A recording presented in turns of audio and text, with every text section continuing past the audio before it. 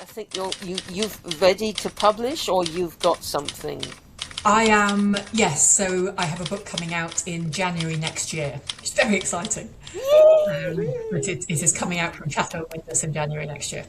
Oh wow, Which is, cool. And yes. is there anything you want to share with us about that, or is that a wait? Yes, I'm very happy to share something about it. They haven't made their official announcement yet, but they've told me that I can talk about it. Oh, okay. Although I won't give you a title because the title is currently being debated at length. Yes. It's been there. So anything I give you will be wrong. It's a memoir. It is about, in short form, about grief, collapse, recovery, and big mountains. But it's about my husband's death following a mountaineering accident in 2019. And the ways in which we had built our lives around mountains in various forms before that, and how I have needed to reassess that in the aftermath of his death. So it's a book with lots of big, heavy subjects in it, which I've deliberately approached with sort of nuance and complexity rather than going for the easy option. But it's also a love story, and it's a story about the incredible times that I have had in all sorts of wonderful landscapes around the world. So it's big and dramatic. It's taking a lot of emotional effort, and I'll be very glad when it is finally off my laptop and somebody else's problem for the next phase. Except that they do go on coming back to haunt you, don't they? You think, I'm rid of it, and then it reappears magically. Yeah. Well, you've got mountains in there, so that's already a big topic in itself as well, isn't it? Exactly. No, I am absolutely convinced that mountains are the best metaphor for anything at all in the world. Yeah. And the book very much plays on that. So it sort of takes that thing of life is like climbing a mountain and puts rather more nuance into that. Oh, good. I ask, are you going to have photographs of the mountains in there? Are they going to be illustrations? So the current plan is to have a black and white illustration at the beginning of every chapter. Oh, nice. We talked about sections of colour plates. I don't know what that's actually called, and felt that it's a very story-driven memoir. So it's not a sort of old-school mountaineering book with pictures in it. No. So rather than breaking up the text, I think there will just be a relatively small black and white picture at the beginning of each chapter.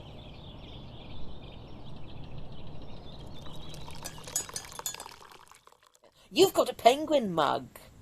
I have a penguin mug, yes. It's Nancy Mitford, it's The Pursuit of Love. Excellent. Yes. I've got a whole row of them downstairs. I should have them in here, really. They are beautiful. They are. It was accidental. Yeah. What are the book titles on your mugs, Emma? I've got Hotel Splendide, Ooh. which I remember buying to celebrate the mathematics of love being on the cover of the bookseller. Fantastic. Which you can probably see just behind me. I've got H.E. Bates' Country Living because it's yellow, and various others, but I couldn't tell you without going. Have you got any green ones? I must have, because I love green penguins, but I can't actually. The thing is that I like enormous mugs. Oh. And yeah. They are not enormous. They never have enough in them for me. No. And I would dream of suggesting that's metaphor for a penguin book, but it is for a penguin mug. Yes, agreed. I actually don't get used all that much because they hold, not a working quantity of tea.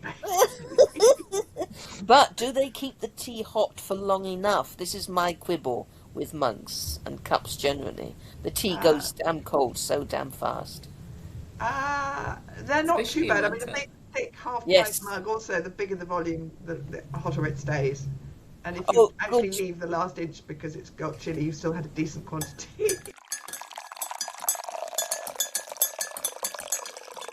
Andile, your mug.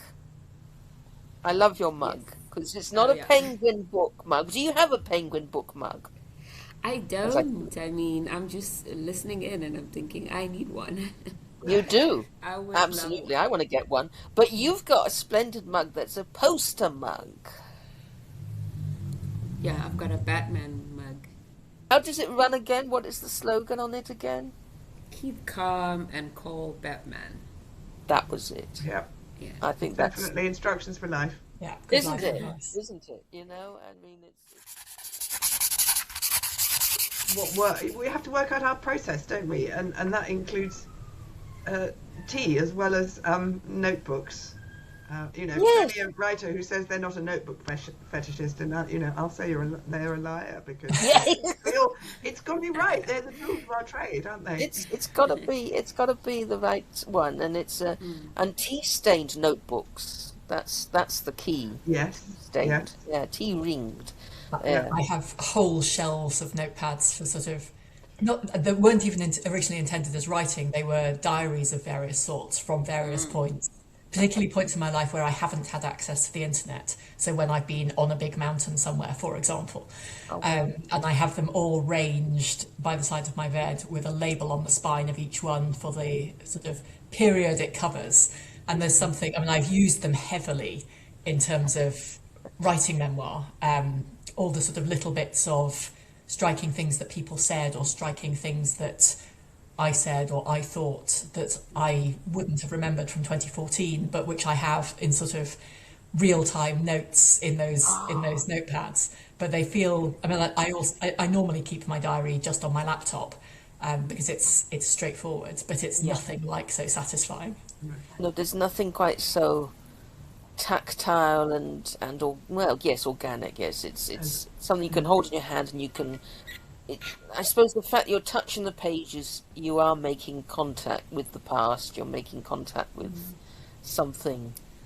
It's something that transfers emotion as well, I think. I mean, if I've been writing in my diary and there's been something enormous going on, my handwriting is very different from if I'm sort of feeling organised and practical, and sometimes the pen is running out because I'm stuck in a tent somewhere on a mountain and only took 2 biros with me. And I mean, it brings back. It's tactile, as you say. It brings back a lot that goes beyond just the practical words. There's a kind of physical I did memory. draw a poll once years ago in a writing forum about which of us were diary keepers and which of us were not, or how we felt that our kind of drive to write, where it came from. And it was about half were journal keepers and about half were storytellers, and the form it took was fiction, as it were. Which is definitely me, not a journal keeper at all.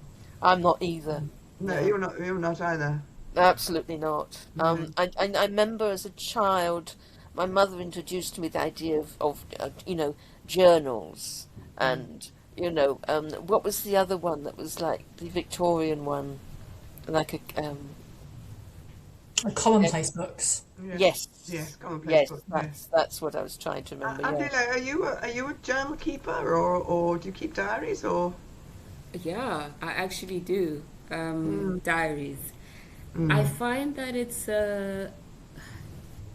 like it's, what's the word? Scripted therapy. Like it's a way of ironing out emotions from the day and just making sense of. I don't know. It just works. If I don't write it out, or then it just feels like my brain is full of stuff. Like it's a way of just releasing. I mean, if I don't do that, then I have to sing to myself or listen to music. But I think the writing is really where I feel more relaxed, have a nice sleep. If I've journaled, I'll have a nice sleep. If not, then it's full of weird dreams. Not complaining about the weird. Yeah. Do you go back to them? I mean, Kate, obviously you're drawing them for a memoir, but I know, do you go back to them just to see what life was like 6 months ago, or once it's written, has it done its job then? Yeah, I think once it's written, it's done its job. But I do go back. I have sections of, if I'm curious about 2020, then I'll go back and read about that. But if I feel like 2020 was too much and it might be triggering to go back to that diary, then I usually don't go. I don't go back. Yeah, but it's. That sounds wise. Yes. And do you find it's fiction you write, isn't it? Do you find that they feed into your creative writing as well? Yeah, definitely. Yeah. Yeah, they do. They do. I mean, I used to write poetry in high school, and then varsity as well. There was a lot of poetry, but you sort of just mix it up when you're journaling. Like it's today, what is it? It's a poem about about the day and a friend that is not talking to me, or it can be about just about anything. But yeah, it feeds into my the emotions feed into my fiction writing. Yeah. I started keeping a diary when I was going through a whole load of massive emotional stuff and also trying to be a writer at the same time. It's about the same time as I started writing The Storyteller, actually. And I'd been reading that Julia Cameron book, The Artist's Way, and she recommends, I mean, effectively writing down whatever's in your head for a couple of pages every morning. And I decided I would just write down 500 words of whatever was going on in my head first thing in the morning. And sometimes it was, I have to write 500 words. I have to write 500 words until I got there. But it then became, it isn't anymore, but it then became this sort of habit in the best sort of sense of a writing practice. It became a habit to transfer words out of my head onto a screen. And I mean, that's 15 years ago. But since then, my brain has developed the ability to take what it is thinking and put it onto a screen in proper words. And I don't think I would have done if I hadn't started off with that incredibly basic, nobody is ever going to see it except me way of just seeing what it meant to do that. I mean, I'm very much not a journal keeper. I think I'd probably get, be triggered by almost anything I went back to read, even if it was just this morning.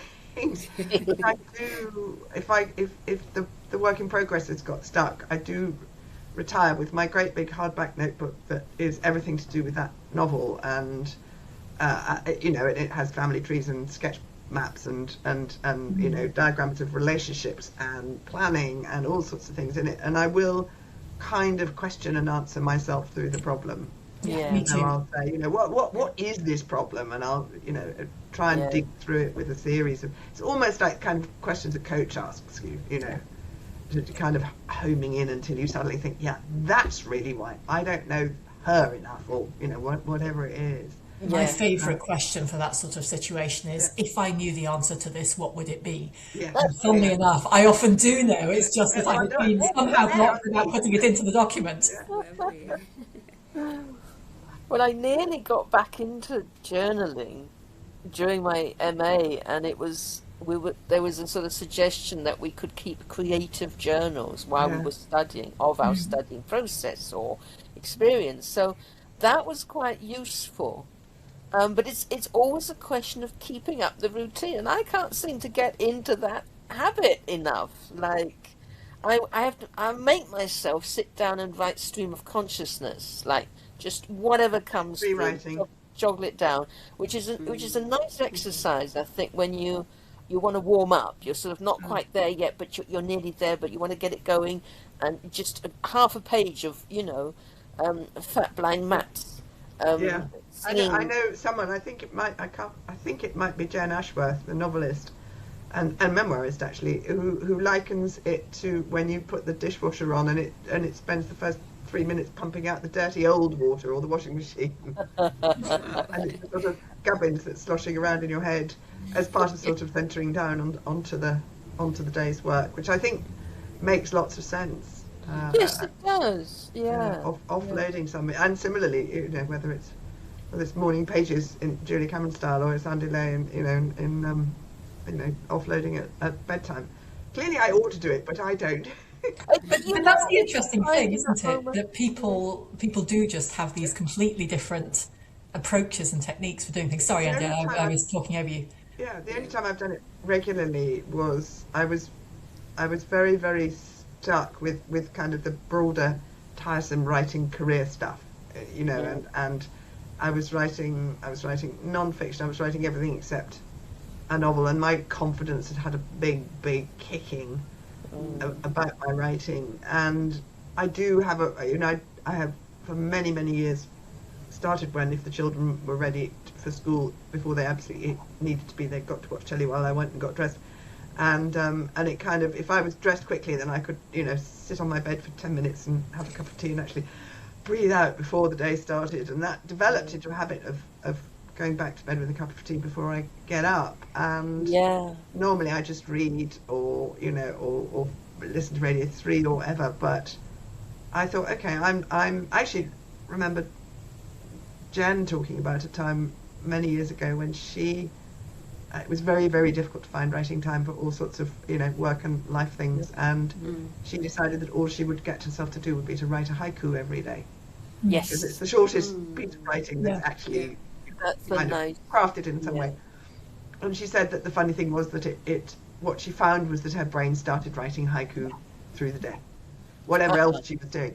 And I thought, okay, well, it's not going to be a haiku, but I am going to write a mini story every day. I am going to sit there, and it doesn't have to be good, and it's not allowed to be. I have to finish it.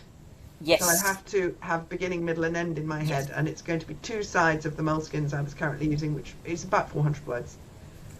And the only thing is I have to finish it, and it doesn't have to be any good, because there'll be another one tomorrow. Yeah. All it has to be is there. And I did it for about 6 weeks. Uh-huh. And it was great. I think I missed about 3 days. And I also, because it was incredibly low stakes, I could just say, okay, I'm going to write a whole story in free and direct style. I'm going to write the whole story from the point of view of a dog. All sorts of things which, if you're basically a novelist, which I am, you don't dare experiment with because the novels are just too darn long. And all sorts of things. And I had an idea for a novel, and it kept trying to, say, write me. And I kept saying, no, this is not what this is for. This is for a beginning to end story, and you're a novel, go away. And eventually, after about 6 weeks, it kept clamoring. So I thought, okay, well, I'm going to treat it like that. I'm not going to try and figure stuff out. I'm literally going to write 400 words every morning. And after about 5 or 6 weeks of that, I thought it was actually coming clear. I was beginning to know what it was, and I typed it up. And actually, I don't know if anyone else writes longhand consistently, but typing up is quite a good sort of first pass edit. Yes. I think of it as slapping it into shape. You don't have to fix all the problems. Yeah, exactly. And I had to do the maths twice because I had, in doing a very rough page count. Yeah. I thought I'd had 5,000 words, and I actually had 21,000. Oh, goodness me. Wow. A third of a novel it was, and it ended up at almost nothing in that first bit. I ended up cutting the whole, but that was the Bruegel Boy. That's where it started. Yeah. That's how it started. That's brilliant. And virtually all of that first 20,000 went, when I discovered where the story really started. Yeah. and then had editorial input which said, I know you said that's really where it starts, but actually I think where it starts is, even further in. Yes. I was writing my way in, but what was startling was how few words I had to write every day when it really, really was every day. Yes. To actually have something that looked and talked and quacked. Yes. Like the first,